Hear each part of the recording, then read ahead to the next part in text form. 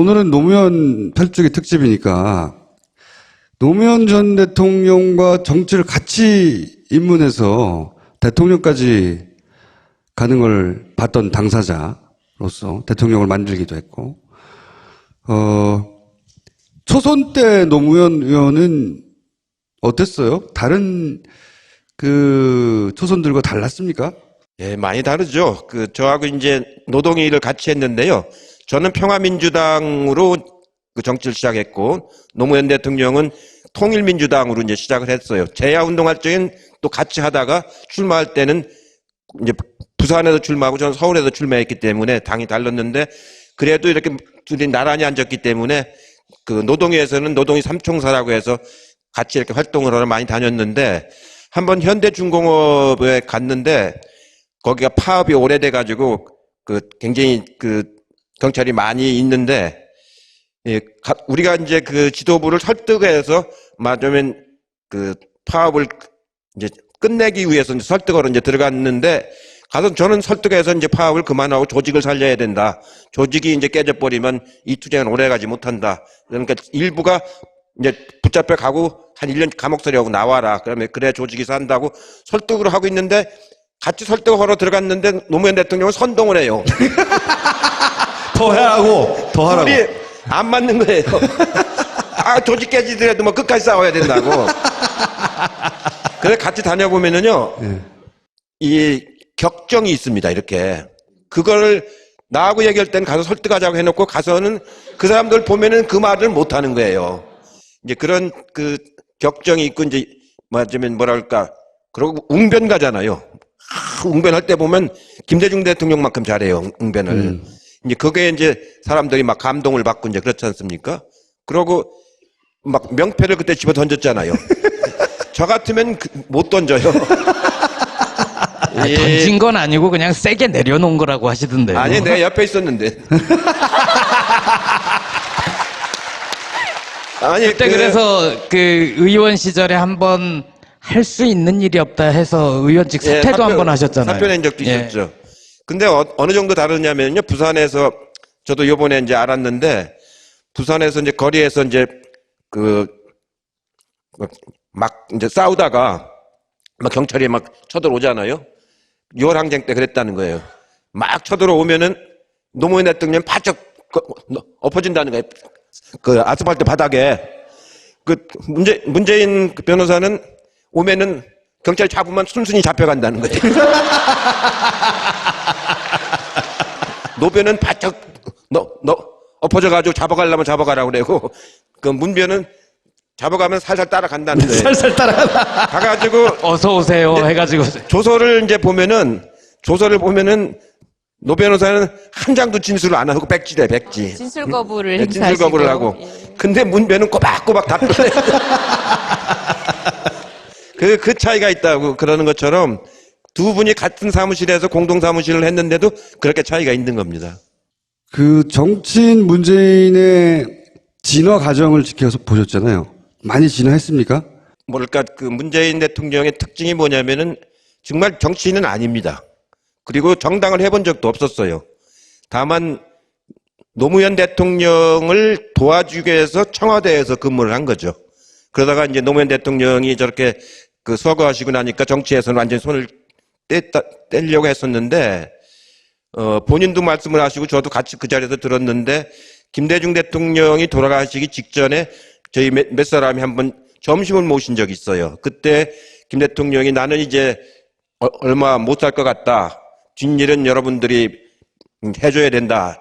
그게 마지막 유언처럼 하신 말씀입니다. 저도 그날 듣고 문재인 대통령도 그날 같이 들으셨는데, 그게 굉장히 큰 영향을 많이 미쳤고요. 그러고도 할까 말까 망설이기 있을 때 여러 사람들이 이제 해야 된다 권유를 했고, 저도 이제 권유를 했는데 한참 권유를 했습니다. 여러 차례 막걸리를 엄청나게 많이 마셨습니다. 그렇게 했는데 나중에 최종적으로 결단을 하시고 나니까 일반 정치인들보다 훨씬 더 책임감이 커요. 그러니까 굉장히 열심히 해. 뭐든지 이렇게 맡으면은.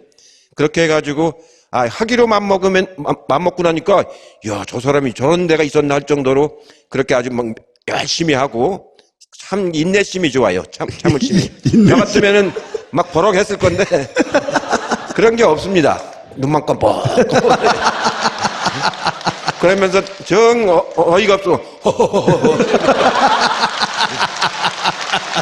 그렇게 해서 아주 책임감이 있기 때문에 그런 자세가 국민들한테 큰 신뢰감을 주고 본인이 이제 그 선비에서 이제 정치 지도자로 이렇게 거듭난 거죠. 네. 이제 정치를 본격적으로 해도 되겠다 이렇게 깜짝 놀랐던 순간 있어요?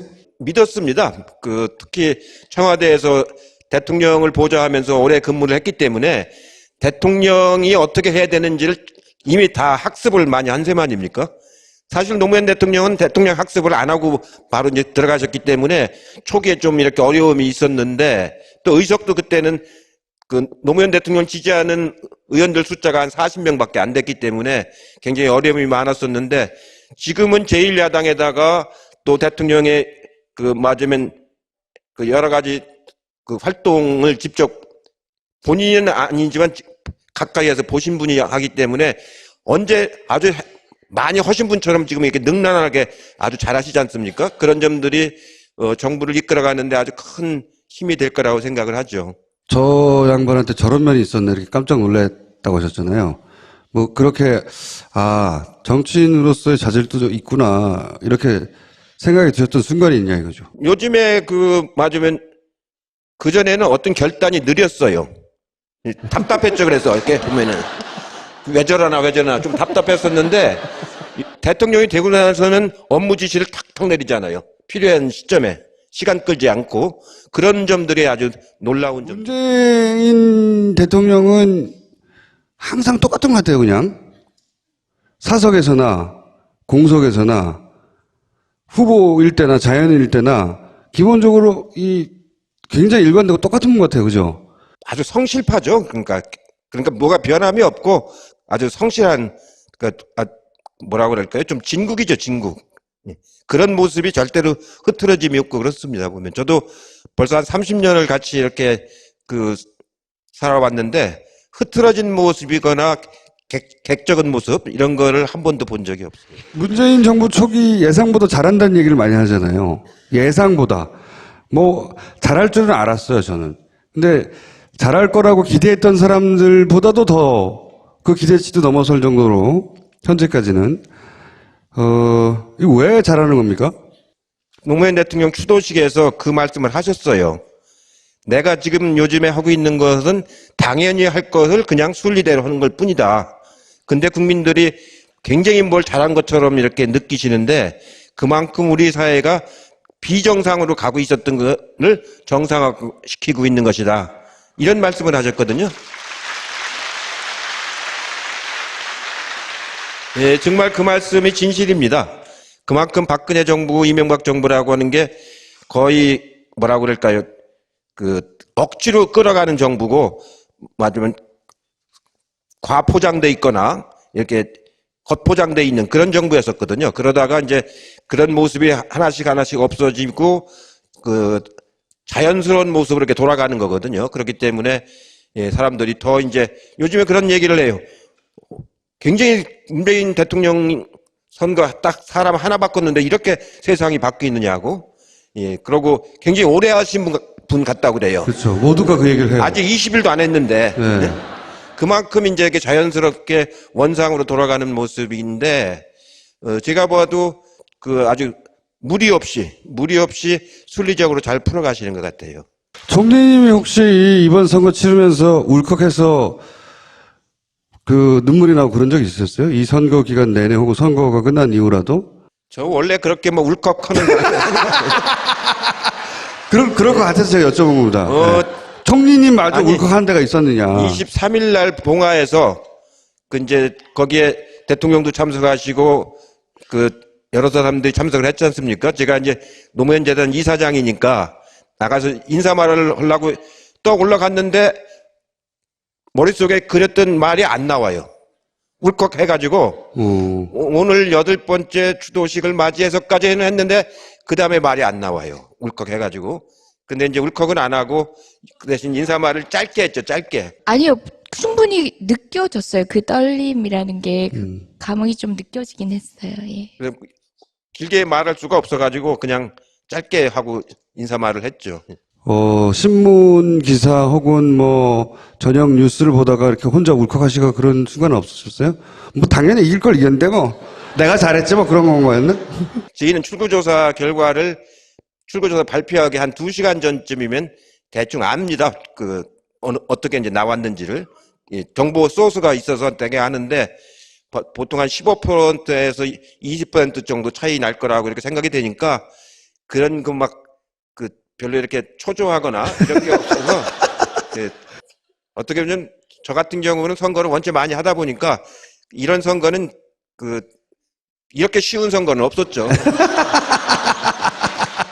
대선이 끝난 다음에 계속 뉴스를 본다는 사람들이 많아요. 뉴스가 너무 재밌대 막. 그리고 뉴스를 보다 혼자 막 울고.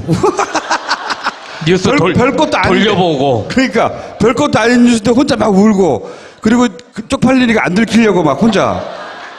그런 사람이 엄청 많아요. 많을 거예요. 이게 왜냐면 정권이 교체가 됐기 때문에 자기들의 어떤 염원 같은 게 실현이 된 거 아닙니까? 그래서 자기가 간절한 소망이 실현된 것 아니, 때문에 총리님이 그런 적이 없냐고. 뭐 총리님 막 뉴스 보면서 막 혼자 울고 막. 저는 대학교 입학 시험도 한 번도 안 떨어진 사람이고요.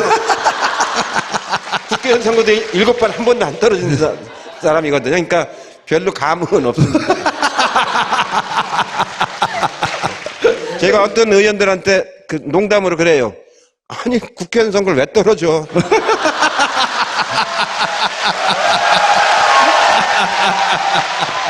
안 울 줄 알았어요. 내가 안 울 줄 알았어. 앞으로 걱정되는 것도 있으시죠? 이게 이제 이렇게 이 분위기만으로 5년을 갈 수는 없잖아요? 정청래 노회찬 의원도 말씀을 하셨는데 지금 기대가 너무 높지 않습니까? 80몇 프로 정도로 기대치가 너무 높기 때문에 그 기대치를 유지하려고 하는 거는 뭐 불가능한 일이고 또 이제 중간에 이제 막 우리가 해결하지 못하는 일도 또 막 생길 거고 그래가지고 이제 아마 여러 번 어려움을 겪을 겁니다. 제가 보기엔 금년에는 그렇게 위기가 올 것 같지는 않고 금년에 국정감사는 우리 정부가 한 것을 감사하는 게 아니고 박근혜 정부가 한 걸 감사하는 거거든요. 그러니까 국정감사가 우리는 이제 자료를 이제 정부로부터 받을 수가 있지 않습니까? 그리고 감사 대상은 박근혜 정부가 작년부터 올해까지 3월까지 한 걸 하는 거거든요. 그렇기 때문에 아마 박근혜 정부의 그 여러 가지 문제점들이 이번 국정감사를 통해서 아주 잘 드러날 거라고 이제 보고요. 이제 예산 편성하는 거는 법적 시한이 있기 때문에 야당이 막을 수가 없습니다. 그건 12월 2일 날 무조건 통과하는 거기 때문에.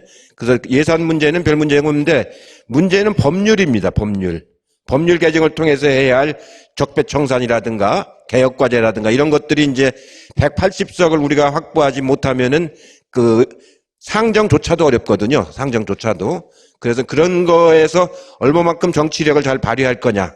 그렇게 해서 함께 소통하면서 잘 갈 수 있게끔 이제 정치력을 발휘를 해야 되는 겁니다. 당대표하고 원내대표하고 대통령께서. 이제 이런 부분들이 앞으로 이제 다가올 과제들이 있는데 그때 이제 그거를 어느 정도 이제 기본은 잘 지켜나가면서도 서로 간에 이제 공존할 수 있는, 상생할 수 있는 그 기준을 잘 잡아나가는 게 중요하고요. 이제 중요한 거는 각 상임위에서 장관들 청문회를 해야 되지 않습니까? 지금 국무총리 청문회 하듯이 그때는 우리 여당이 장관 후보자들을 어떻게 이제 감싸는 건 아니지만 그래도 보호는 해야 될 거 아닙니까?